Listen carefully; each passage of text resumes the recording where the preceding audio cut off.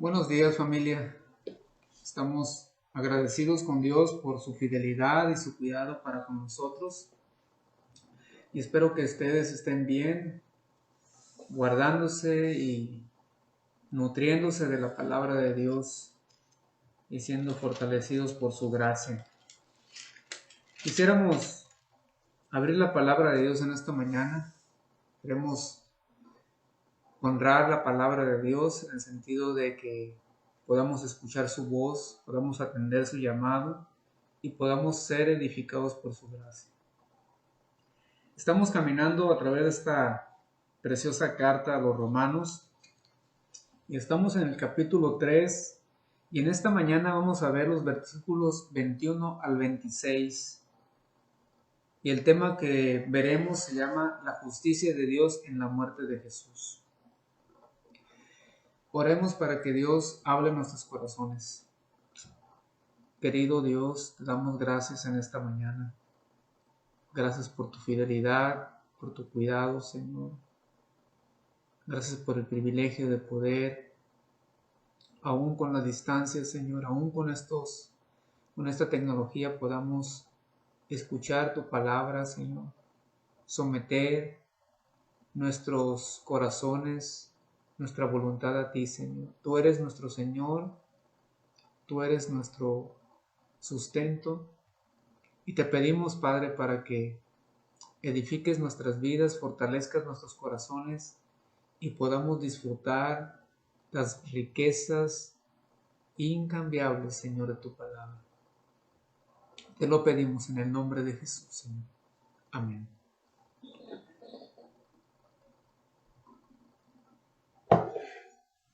Muy bien, pues la mayoría de los eruditos, o de las personas, los estudiosos, reconocen que este párrafo es el corazón de la epístola. Pablo ha estado argumentando como ese fiscal desde el capítulo 1 hasta el capítulo 3, verso 20, que todas las personas, tanto gentiles como judíos, son merecedores de la ira de Dios y del juicio, pues prácticamente del juicio de Dios. Pensaríamos nosotros que los bárbaros, que los gentiles, aquellos que pues bien fuera de la voluntad de Dios, pues eso sí, y pensaríamos que aquel pueblo del pacto, aquel que se le había dado las promesas, la ley, las ordenanzas y todo eso, ellos sí eran merecedores del cielo, pero Pablo trata de poner los argumentos, poniéndolos al mismo nivel, diciendo, no hay nadie, no hay ni un justo, no hay quien entienda, no hay quien busque a Dios. Prácticamente a los dos los deja tanto judíos como gentiles, como fuera o merecedores de la ira de Dios. Pero en estos versículos del 21 al 26, Pablo también trata de cambiar el argumento porque ahora la justicia anteriormente había sido mostrada a través de la ley. Y ahora Pablo lo menciona en el capítulo 1, verso 17, diciendo que la justicia de Dios se muestra a través del Evangelio. Si recuerdas donde dice, en el versículo 17 dice, porque en el Evangelio la justicia de Dios se revela por fe. Entonces prácticamente Pablo está diciendo, bueno, la justicia se reveló a través de la ley y luego se revela a través del Evangelio, pero ahora Pablo lo que trata de decir es, esta justicia se mostró o se encarnó prácticamente en la vida de Jesús y su muerte. En términos sencillos, si quisiéramos conocer o quisiéramos ver sobre la justicia de Dios, tendríamos que ver la muerte de Jesús. Es ahí donde podemos encontrar la justicia salvadora como la justicia de Dios en la cruz del Calvario.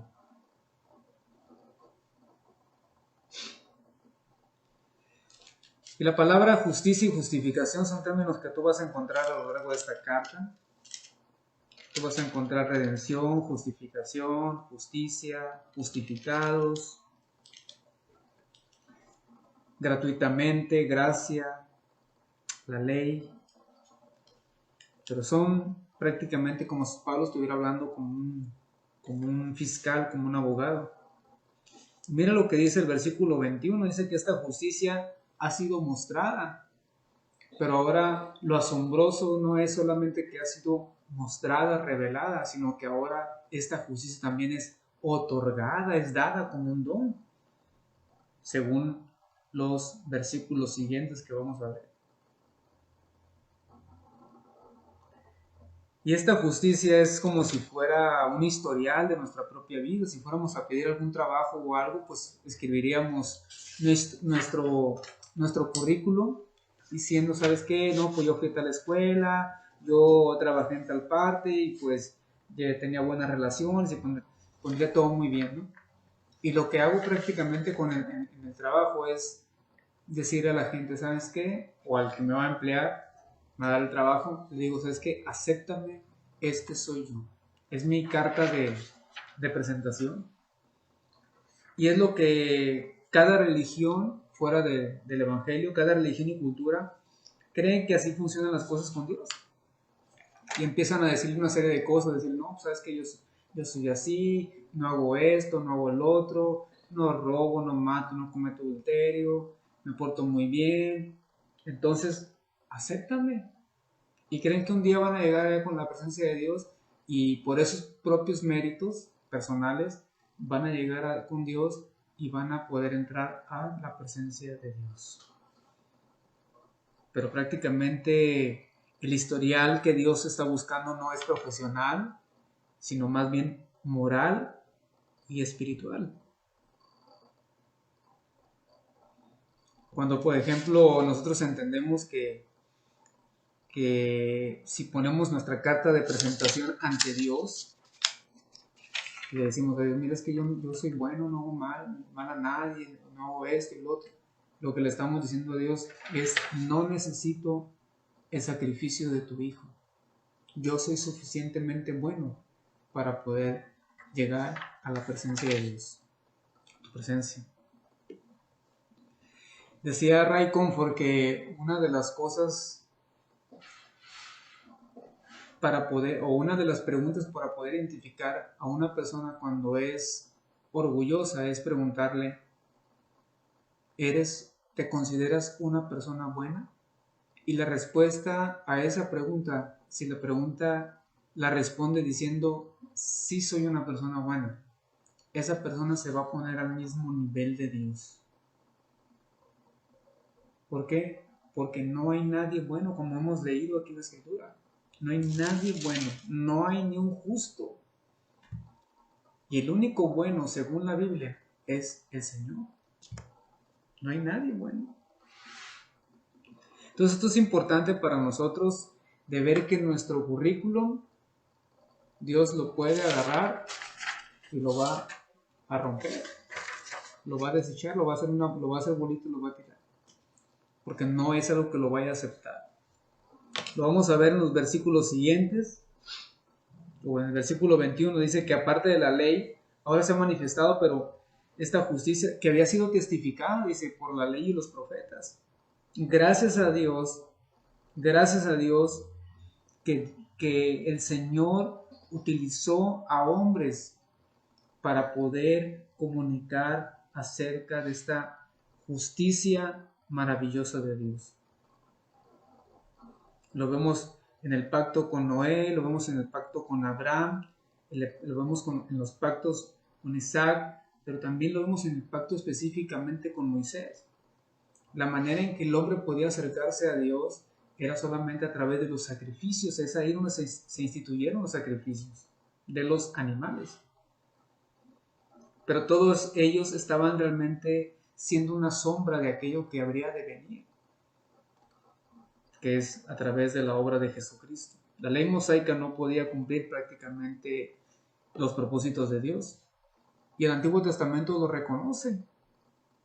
Lo vemos en Jeremías capítulo 31, verso 31 al 34, dice, «He aquí que vienen días, dice el Señor, en los cuales les haré un nuevo pacto con la casa de Israel y con la casa de Judá, no como el pacto que hice con sus padres el día que tomé su mano para sacarlos de la tierra de Egipto, porque ellos invalidaron mi pacto, aunque yo fui un marido para ellos, dice el Señor. Pero este es el pacto que haré con la casa de Israel después de aquellos días, dice el Señor. Daré mi ley en su mente y la escribiré en su corazón, y yo seré a ellos por Dios, y ellos me serán por pueblo. Y no enseñará más ninguno a su prójimo, ni ninguno a su hermano, diciendo, conoce al Señor, porque todos me conocerán, desde el más pequeño de ellos hasta el más grande, dice el Señor, porque perdonaré la maldad de ellos y no me acordaré más de su pecado. Ezequiel 36, del 26 al 27, dice algo similar. Dice, les daré corazón nuevo y pondré espíritu nuevo dentro de ustedes y quitaré de su carne el corazón de piedra y les daré un corazón de carne. Y pondré dentro de ustedes mi espíritu y haré que anden en mis estatutos y guardaren mis preceptos y los pongan por obra. Entonces el nuevo pacto que vendría superaría prácticamente el pacto que había sido hecho a través de el pueblo de Dios, a través de la vida de Moisés. Este pacto que sería dado con la liberación del pueblo de Dios de Egipto, prácticamente no sería, aunque fue una obra tan maravillosa y que Dios lo sacó con mano poderosa, la obra no sería solamente externa, ahora sería una obra realmente interna. Dios está trabajando o trabajaría más bien Dios en una obra prácticamente interna. Por eso lo importante es que nos aseguremos nosotros de que hemos realmente nacido de nuevo, porque si hemos nacido de nuevo, entonces porque Dios quita el corazón de carne y nos da, según en lo espiritual, nos da un corazón tierno, sensible a la voluntad de Dios.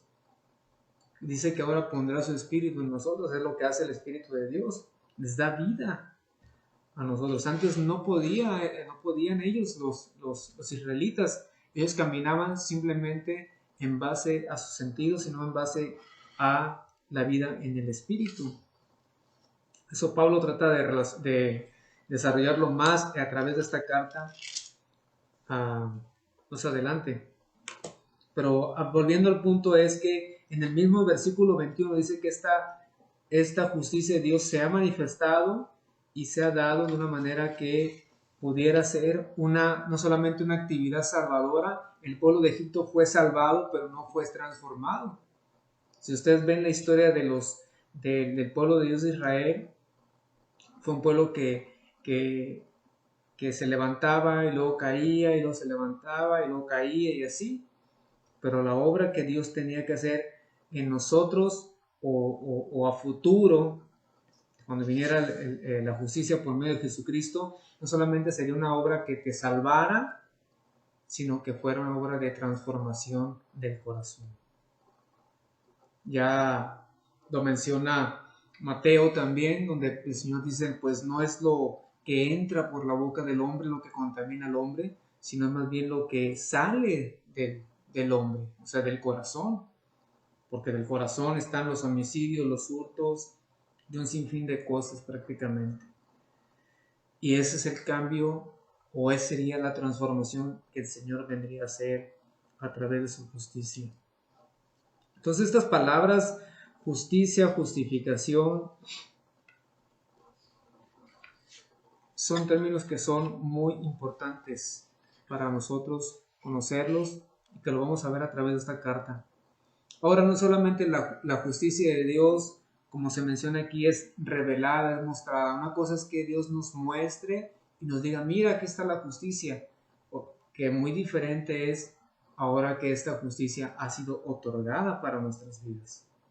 Ahora es dada a nuestro corazón y cambia también nuestra mente y nuestro entendimiento de poder ver a Cristo Jesús como ese iniciador de esa justicia y esa justificación para nuestras vidas. Si ves la carta de Romanos, en el capítulo 5, en el verso 1, justificados pues por la fe tenemos paz para con Dios por medio de nuestro Señor Jesucristo. Y así hay un sinfín de cosas que Pablo menciona a través de la obra únicamente de Jesús. Dios juzgará Dios juzgará a aquellas personas que vayan a rechazar su evangelio. Dios no solamente revela su justicia a través del evangelio, sino que también Dios juzga a aquellas personas que van a rechazar su evangelio. Leemos, por ejemplo, Juan capítulo 3, verso 16. Porque de tal manera amó Dios al mundo que ha dado a su Hijo unigénito, para que todo aquel que en él cree no se pierda, mas tenga vida eterna. Y a veces citamos esa escritura para decir que Dios ama a todo el mundo, y pues en un sentido está bien. Pero piensa en esto, en el verso 18 dice, por eso es importante no sacar un texto fuera de contexto como un pretexto. Dice el verso 18, el que en él cree no es condenado, pero el que no cree ya ha sido condenado porque no ha creído en el nombre del unigénito Hijo de Dios. Pon atención a esto porque las personas a veces piensan y dicen, bueno, es que solamente Dios puede juzgarme. Y la realidad es que Dios ya te está juzgando, según la escritura aquí. Aquel que no cree en el Hijo ya ha sido condenado. Dice la persona, no, es que yo cuando esté allá con Dios, él que me diga, ¿no? Lo único que va a suceder allá es que se te va a declarar lo que ya dijiste tú aquí en la tierra. Está establecido para los hombres que mueran una sola vez y después de esto el juicio. Eso es lo que dice la carta a los hebreos. Entonces no esperemos que Dios no nos juzgará si yo rechazo el Evangelio. Si yo rechazo el Evangelio, Dios me juzgará. Así lo dice la Escritura. Entonces, el Evangelio es el cumplimiento, gracias a Dios, y esto donde podemos nosotros como creyentes glorificar a Dios, alabar su nombre, porque es el cumplimiento de todo lo que le había dicho a Abraham y todas las promesas que Dios había hecho y todas las profecías que hombres se levantaron para hablar la palabra de Dios y se estaban cumpliendo prácticamente a través de Jesucristo. Ahora, ¿cómo llega la justicia? Hay 4 lecciones que podemos ver en los versículos 22 al 25. En primer lugar, la justicia nos llega mediante la fe en Jesucristo a todos los que creen. Entonces, la fe es necesaria para la justificación. La fe es una necesidad porque la fe realmente llega para la fe, no mi fe, sino la fe en Jesucristo. Ahora, ¿qué significa creer? No es creer lo que yo quiera, no es creer lo que yo piense o lo que yo sienta, es creer en su palabra, en la palabra de Dios. Creer en Dios y creer en su Hijo Jesús, que el Mesías, y con eso estamos diciendo que Jesús es nuestro Salvador y también es nuestro Señor. Hace algunos años sacaron unas Biblias y yo tengo esta Biblia, donde algunos para facilitar el estudio o pues el manejo más de las escrituras, pues sacaron algunas versiones o algunas Biblias, ediciones, con algunas palabras, sobre todo en rojo, donde Jesús habló. No sé si tú tengas ese tipo de Biblia, pero todo lo que tengo aquí está en rojo. Esto es en inglés y en español. Pero prácticamente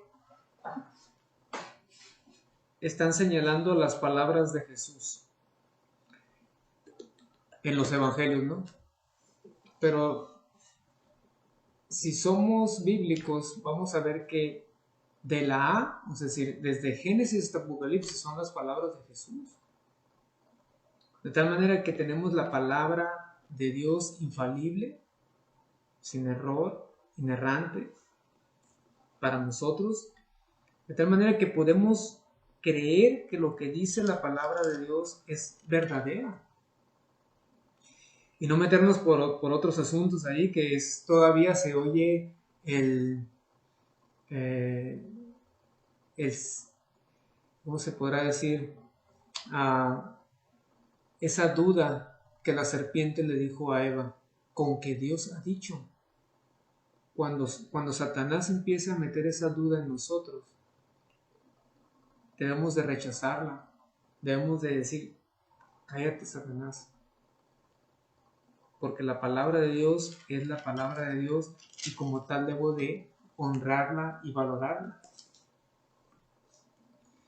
Porque si yo no creo que la Biblia es la palabra de Dios, que es un libro de texto, pues no voy a llegar muy lejos. Pero la Biblia en sí es la palabra de Dios y es suficiente para mi vida. De tal manera que yo debo de creer sus palabras, sus promesas, sobre todo las promesas que había dicho para el Hijo de Dios. Y fe también significa que dentro de este término de creer el objetivo más importante es creer en Cristo. Y la otra parte de la fe significa descansar en Dios o en Jesucristo. Yo puedo no solamente tener una recepción de la palabra de Dios sin descansar en la obra de Cristo. Debo de recibir que por medio de su sangre, por medio de ese sacrificio, yo obtengo la salvación, pero también debo de descansar en que lo que Él hizo en la cruz por mí es suficiente. Ya no tengo nada que hacer para salvación. Ya no hay sacrificio por los pecados, dice el autor de Hebreos. Ni la sangre de los machos, los toros, nada podía satisfacer, pero solamente el Cordero de Dios, limpio, sin mancha, sin arruga, prácticamente para mí. Y que eso fue suficiente para que yo pudiera tener una relación con Dios. Entonces esta justicia me llega mediante la fe en Jesucristo para todos los que creemos, o sea, para todos los que descansamos y confiamos en su palabra y en Él. La segunda cosa que podemos, o la segunda lección que podemos aprender, es que esta justicia no puede llegar por medio de nuestras propias acciones o esfuerzos. Según el versículo 23 dice, por cuanto todos pecaron y están destituidos de la gloria de Dios.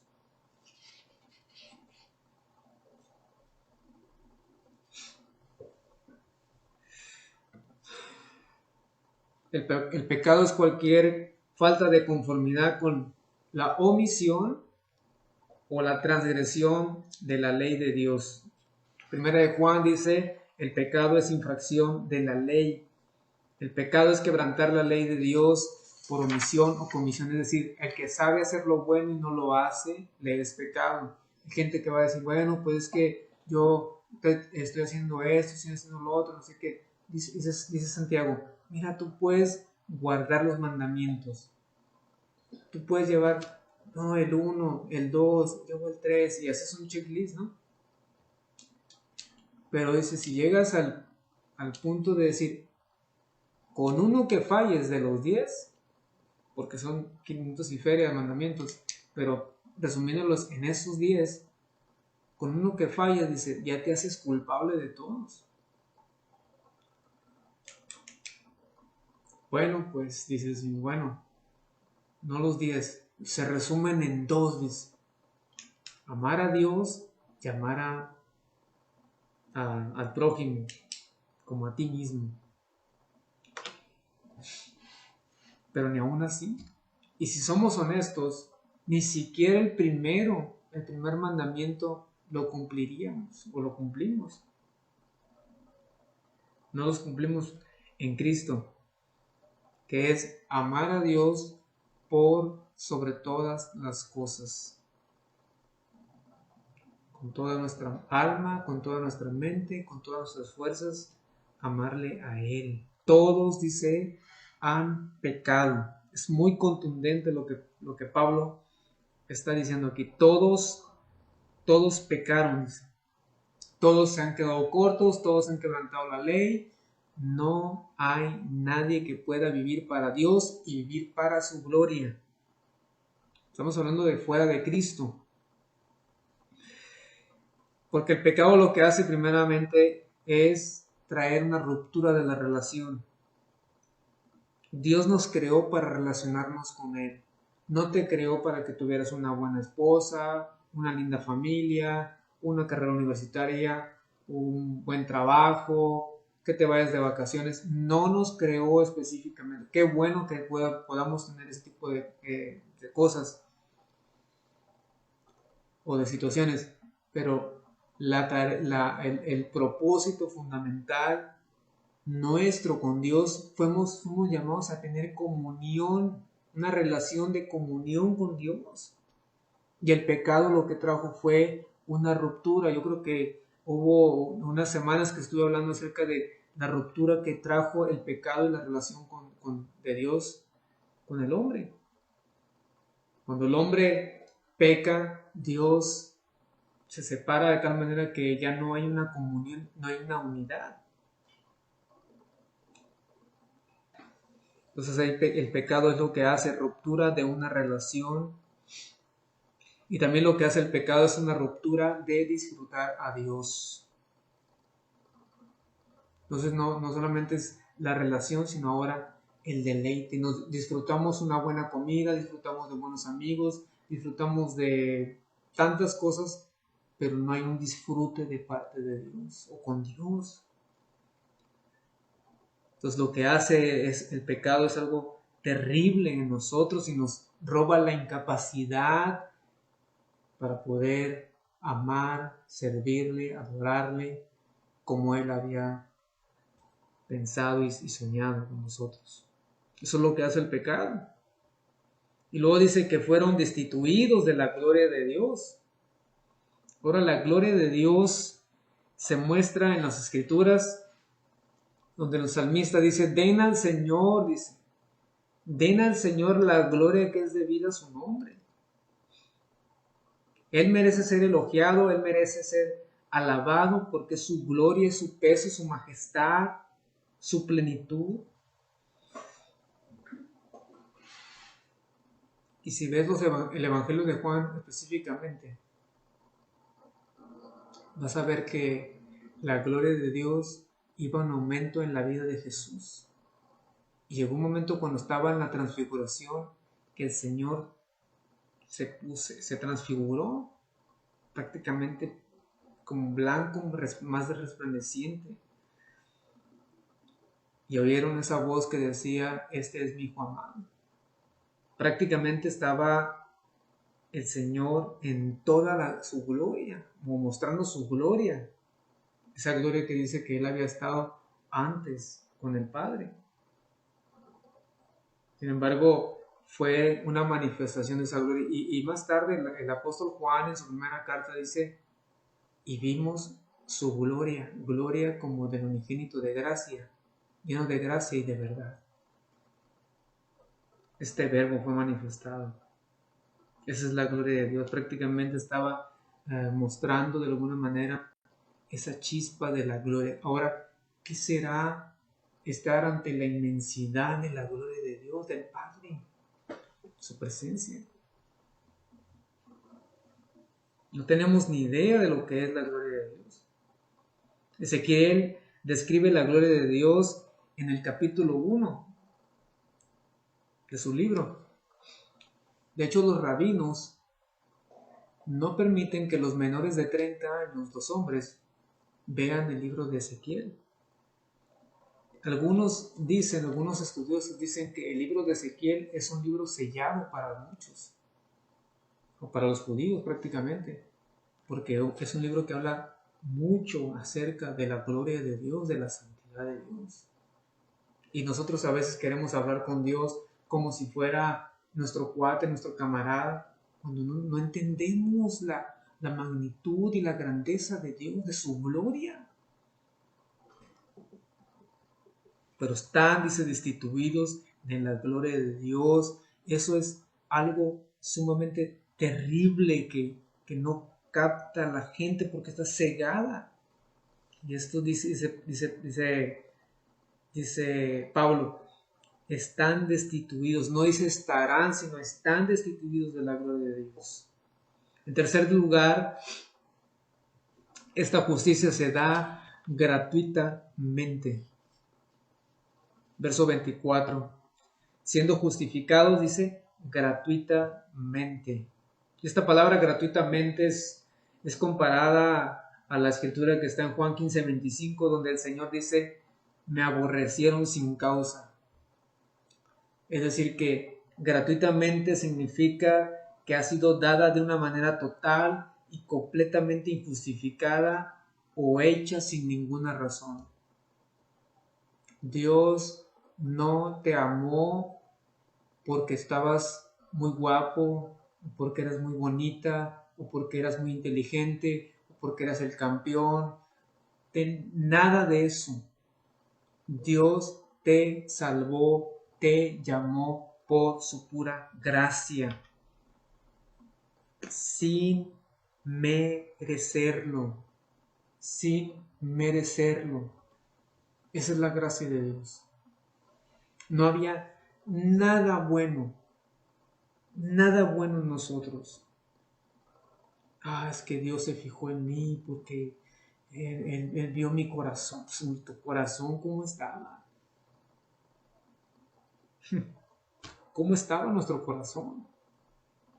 Y eso nos debe llevar a nosotros a decir, wow, Él me amó a pesar de cómo soy. Cuando decimos eso, entonces estamos entendiendo realmente el Evangelio.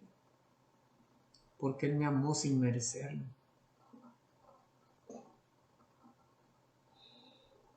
Sin merecerlo. Cuando llegabas al templo no se te permitía llegar con las manos vacías. Siempre tenías que llevar algún sacrificio, alguna ofrenda, algún don que pudieras ofrecer a Dios.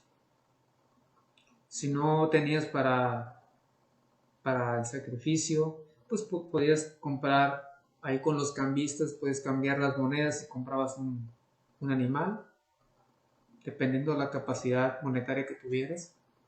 Si no tuvieras capacidad monetaria, pues al menos para unas tortolitas, unos palominos podías comprar. De tal manera que no se te permitía llegar con las manos vacías. Y a veces decimos, es que yo soy es una persona bien consagrada, es decir, es una persona muy dedicada. Decía un autor que la consagración no significa trabajar para Dios, sino ser trabajado por Dios. Y la consagración lo que hace es abrir sus manos vacías y Dios las llena. Eso es lo que hace Dios. Dios nos pone a nosotros el don de ofrecerle a Él, por su gracia, sacrificios espirituales que son agradables únicamente para Él. Nada podemos traer por nosotros mismos. Esa es la fe, que venimos con una actitud, ¿verdad? Una actitud con las manos entre comillas vacías, pero sabemos que Él llena nuestras manos. Como dice uno de los salmos, abre tu boca y yo la llenaré. Es decir, tú ten confianza que lo que vas a decir es realmente algo que pueda agradar a Dios. Y en fe vamos, y en fe caminamos, y en fe creemos que el sacrificio de Jesús es suficiente para nuestra justificación. La fe es solo el instrumento por medio del cual recibimos la salvación, pero también es la causa de nuestra salvación. Y no es mi fe personal, sino la fe en Jesucristo. Y la cuarta lección que podemos aprender aquí es lo que dice el versículo 25. No es el qué, sino en quién debemos de tener fe. Dice, a quien Dios puso como propiciación por medio de la fe en su sangre para manifestar su justicia, a causa de haber pasado por alto en su paciencia los pecados pasados.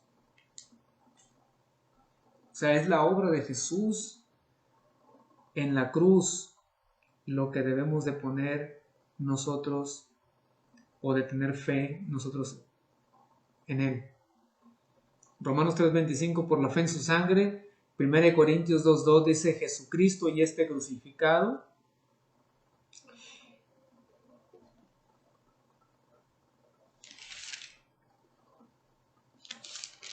La sangre que fue derramada, la sangre que fue vertida sobre la cruz por causa de nosotros, y así manifestar su justicia. Martin Lloyd Jones dice lo siguiente acerca de esto: el hombre que tiene fe es el hombre que ya no se mira ni se contempla, ya no contempla lo que una vez fue ni mira lo que es ahora, no contempla lo que espera ser. Su mirada está completamente fijada en el Señor Jesucristo y en su obra terminada, y solo descansa en eso. Ya no va a hacer obras para salvación, va a hacer obras en gratitud por lo que Él hizo por nosotros en la cruz. Pero ya no es algo que sea meritorio. Son los méritos de Cristo nada más. Y es en su sacrificio en la cruz. Ahora, lo que hace posible la llegada de esta justicia, lo vemos en el versículo 24. Nos dice que es mediante la redención que es en Cristo Jesús.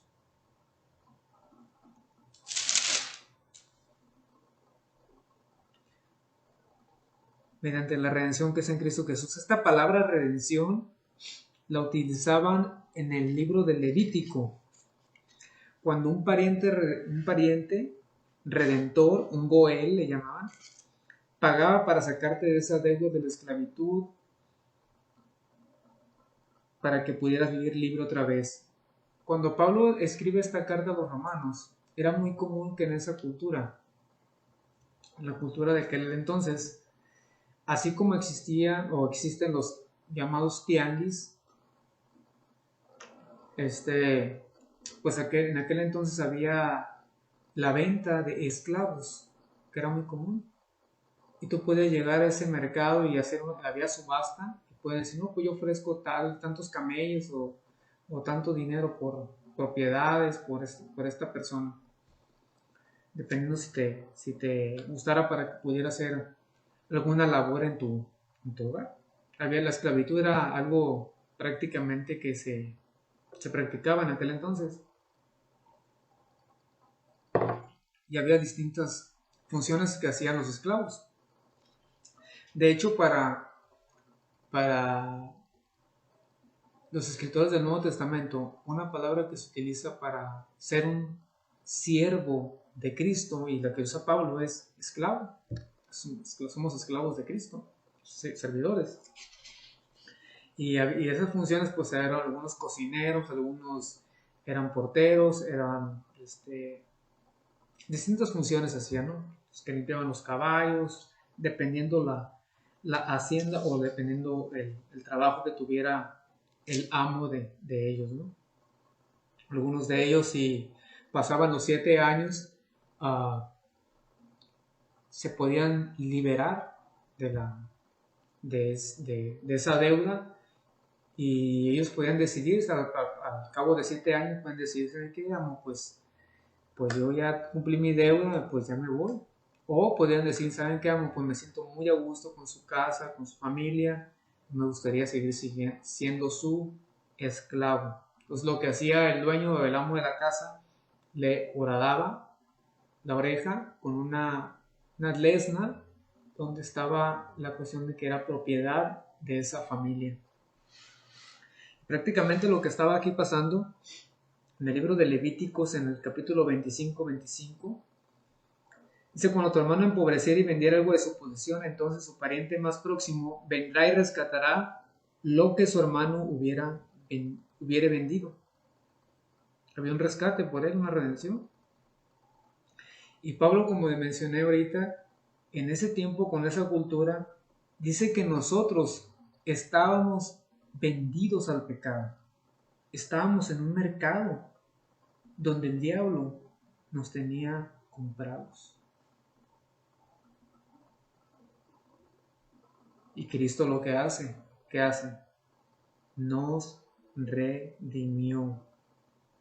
Nos redimió a través de Cristo Jesús.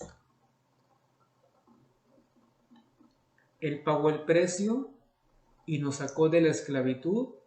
Éramos esclavos del pecado, pero ahora somos esclavos de otro Señor, que es Cristo Jesús.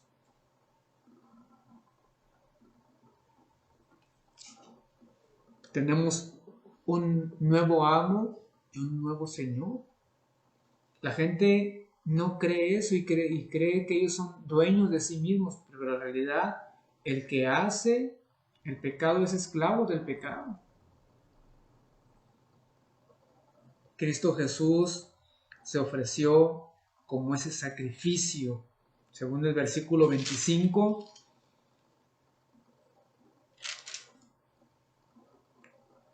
Como propiciación por su sangre. La palabra expiación, que utiliza la Reina Valera y la Biblia de las Américas, bueno, la NBI utiliza la palabra sacrificio de expiación, y la Reina Valera y la Biblia de las Américas la traducen como propiciación. La palabra expiación es la eliminación de la ofensa, y la propiciación incluye la expiación, pero es mucho más que eso. Es apartar la ira de Dios. Significa que la ira de Dios es apartada de nosotros por la provisión de uno que toma nuestro lugar, o sea, Jesucristo. Si lees Isaías 53,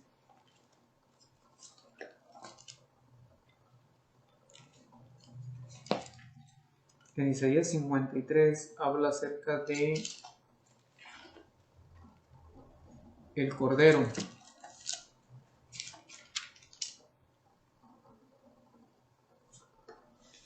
Y dice en el versículo 4: ciertamente llevó en nuestras enfermedades y sufrió nuestros dolores, y nosotros le tuvimos por azotado y por herido de Dios. Mas él herido fue por nuestras rebeliones, molido por nuestros pecados. El castigo de nuestra paz fue sobre él, y por su llaga fuimos nosotros curados. Todos nosotros nos descarriamos como ovejas, cada cual se apartó por su camino, mas Dios cargó en él el pecado de todos nosotros. Dios cargó en Jesucristo el pecado de todos nosotros.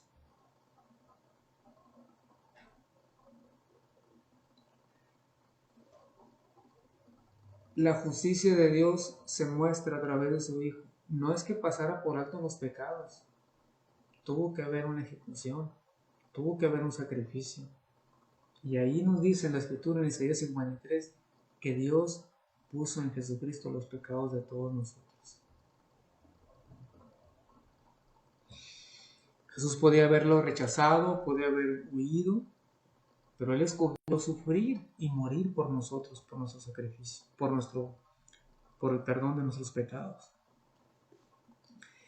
Dios debería juzgarnos, lo que merecíamos nosotros era la ira de Dios, pero lo increíble de todo esto que Pablo está tratando de transmitir es que lo increíble es que nos juzgó a nosotros en la persona de su propio Hijo. El Hijo se colocó por nosotros y hace efectiva que nosotros seamos justificados ante Él. John Murray, el autor dice lo siguiente: Dios amó tanto a los objetos de su ira, o sea, a nosotros, que dio a su propio Hijo para que Él, por su sangre, presentara una provisión para que su ira fuera removida. No.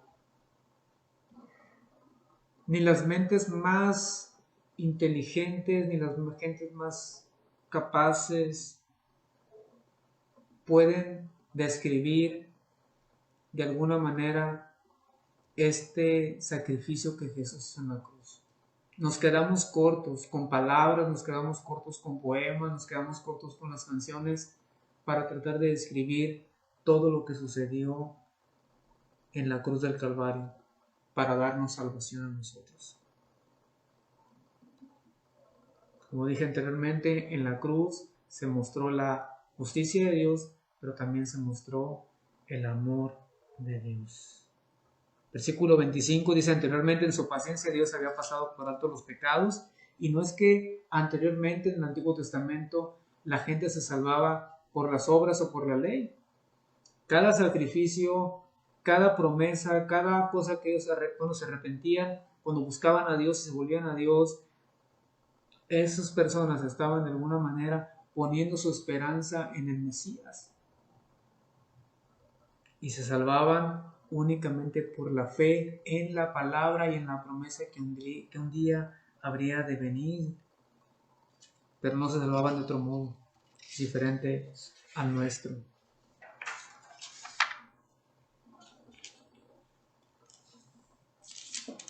Dice: con la mira de manifestar en este tiempo su justicia, a fin de que Él sea el justo y el que justifica al que es de la fe de Jesús. No hay más que agradecerle a Dios, no hay más que glorificar el nombre de Dios a través de este maravilloso pensamiento sobre la cruz del Calvario. ¿Cómo concluimos nosotros entonces esto? Vamos a ver dos cosas que podemos concluir. La justificación, en primer lugar, responde al problema de que somos culpables y condenados al declararnos no culpables. En Cristo nosotros somos declarados inocentes, ya no culpables, ya no hay condenación. Como dije en el capítulo 5 de Romanos, dice Pablo: justificados pues por la fe tenemos paz para con Dios por medio de nuestro Señor Jesucristo. Pero si aún no crees en Cristo, tú estás en condenación. Si tú no crees en Cristo, hay una justificación gratuita para ti proporcionada por Jesucristo. Créele a Dios, arrepiéntete de tus pecados y confía en su sacrificio en la cruz del Calvario. La segunda cosa que podemos ver aquí como conclusión es que la justificación responde al problema de nuestra condenación por la culpa del pecado. Como dije anteriormente, Dios no nos salva solamente del pecado, sino también del poder del pecado, porque vamos a estar pecando, porque estamos en ese proceso de la santificación y Dios de alguna manera está trabajando con nuestras vidas. Ahora ya no somos esclavos del pecado, ahora somos esclavos del Señor, y como tal debemos de caminar como personas que han sido redimidas, rescatadas, perdonadas y amadas sobre todo por Dios. Gracias a Dios porque su sacrificio apacigua la ira, su sacrificio nos perdona, en su sacrificio nos restaura esa relación, en su sacrificio podemos ahora nosotros deleitarnos con Dios, disfrutarlo a Él de una vez y para siempre. Termino con este himno de un autor llamado Augustus Toplady. Dice lo siguiente, este himno llamado Roca de las Edades. Roca de las edades, abierta para mí, déjame esconderme en ti, que el agua y la sangre de tu costado desgarrado que fluyó, sean del pecado la doble sanidad. Límpiame de su culpa y poder. El trabajo de mis manos no puedo satisfacer las demandas de tu ley. ¿Podría mi celo no tener un respiro? ¿Podrían mis lágrimas fluir para siempre? Todo por el pecado no podría expiar. Debes salvar y solo tú. No traigo nada en mi mano, simplemente a tu cruz me aferro. Desnudo vengo a ti para vestirme, indefenso te miro a ti en busca de gracia. Sucio vuelo a la fuente. Lávame, Salvador, o moriré, mientras tomo este aliento fugaz. Cuando mis ojos se cierren en la muerte, cuando me eleve a mundos desconocidos, te veo en tu trono de juicio, roca de las edades, abierta para mí, déjame esconderme en ti. La única manera en que podemos ser librados de la ira de Dios es ser escondidos en la roca que es Cristo. Que el Señor hable en nuestros corazones, hermanos. Padre, gracias por tu sacrificio y por tu amor. Gracias, Señor. Ayúdanos a valorarla, a apreciarla, a disfrutarla, Señor. Dios, danos un sentido de poder nosotros caminar como hombres y mujeres que te aman, Señor, que te siguen, ya no como aquellos que fueron comprados o que estábamos vendidos al poder del pecado, sirviendo para otro amo. Ahora tú nos has redimido, tú nos has rescatado, tú nos has perdonado. Sobre todo nos has adoptado y amado, Señor, sin merecerlo, gratuitamente por tu gracia. Ayúdanos, Señor, a caminar en fe por ti y para ti, Señor. Y aquellas personas, Señor, que aún no te conocen, oh Señor, te pedimos misericordia. Tantas personas que hay, Señor, que ni siquiera conocen de tu palabra, de tu amor. O si han escuchado tu palabra, Dios, ten misericordia de ellos.